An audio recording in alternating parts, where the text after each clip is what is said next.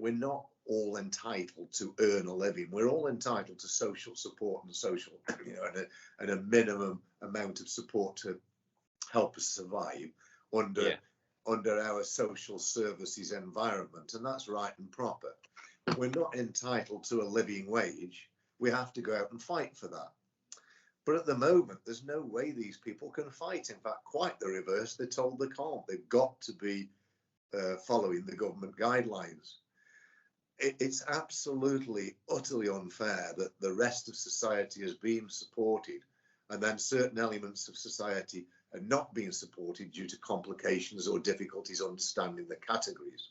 Yeah. So I do fully sympathise with the government's difficulties in trying to find ways of supporting, but I don't sympathise with the fact that they're not trying, and they have to try. They have to try and find a way of getting to these categories of people that are suffering terribly as a consequence of the government shutting the country down. It is very complicated, and that's one of the problems the government are probably not tackling it. But I don't think you can let complexity stay in the way of a sense of duty. And the duty of the government is to make sure that the nation is treated fairly. And we cannot have hundreds of thousands of people that are suffering dire consequences as a result of falling between the cracks and having not only the emotional side of COVID, which is damaging every single person's life. There's not that many people that are coping with COVID perfectly well. Not being able to see your loved ones, not being able to have your social life as normal, all the restrictions, that is damaging people mentally anyway, as we well know. But then on top of that, if you've got a category of people who are financially devastated, distraught, finding it difficult to put food on the table, and in addition to which whose businesses have perhaps collapsed, and in some cases that might be a lifetime's work, then that is a horrendous situation. And even though the difficulty of solving that might be colossal, it might be a big government task to do it, but it has to be done. It's the government's responsibility to make sure that those citizens of the UK, those past taxpayers, are looked after appropriately in accord with the rest of the population of the UK. It's very, very difficult to understand why, because it wouldn't happen in a government that I led. It would not happen. As soon as I become aware of any unfairness in society, I try and do my best to put it right. Excluded Group have gone a little bit past my notice for the last few months because I've been fighting for other things, which is the recovery of the UK under Caudwell pandemic. Ask me why these people have fallen through the cracks.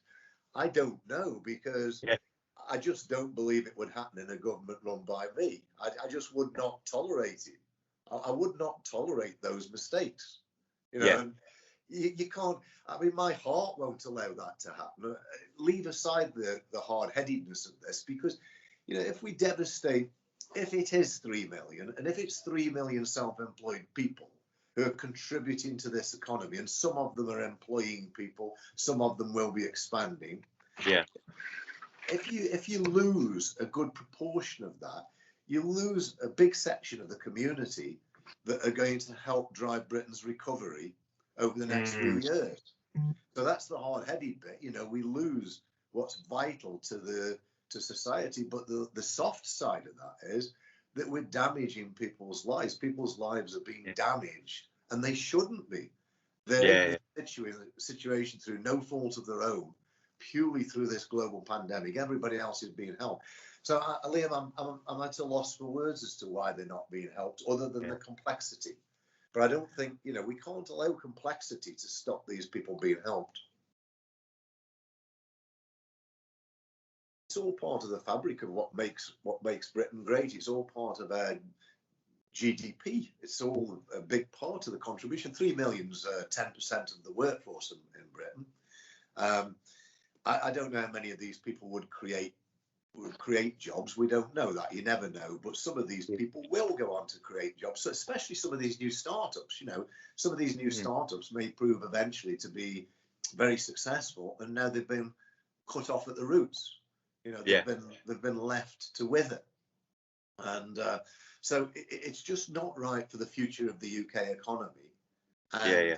it's absolutely not right from a fairness point of view. From a fairness point of view, they've got to be helped. There's lots of things I could be saying to the government that they should be doing. There's lots of different areas that I could be criticising on, but I don't want to be a nuisance. I want to be constructive and only use my opportunities to connect them where I feel very strongly about the subject. And Caudwell pandemic is my #1 priority, which I've lobbied them intensely on. And as a consequence, I'm talking to various people now in government about the issues that I raise on Caudwell pandemic recovery. But I will have to do something about excluded, because I just feel there's a lot of injustice amongst that group of people. I don't think there's many businessmen that have put their head above the parapet on any of these issues. I think most of them are too concerned about their own businesses and getting, probably, you know, getting the best deal for their business and for their employees. So I don't think there's very many people like me that have got no vested interest, no personal vested interest, and who care as deeply about society in general. As you probably know, I'm spending to charity 70% of my total wealth. I spend a lot of my working hours on charity. Now I spend a lot of working hours on this. You know, I'm fighting for the underdogs, whether it's health underdogs, the charity underdogs, or whether it's now excluded, or whether it's the future of the UK, which is about the underdogs as well. Because, you know, if we don't have a prosperous UK, a prosperous GDP, a prosperous nation, I know exactly what will happen. The poor people will suffer. You know, they'll suffer from education, they'll suffer from health, and they'll suffer from their wage packet. There's already going to be 3 million unemployed. So these are the things I find myself fighting for. And I really don't have any self-interest whatsoever. The only interest I've got is Britain remaining great, me being proud of Britain, and there being fairness in society.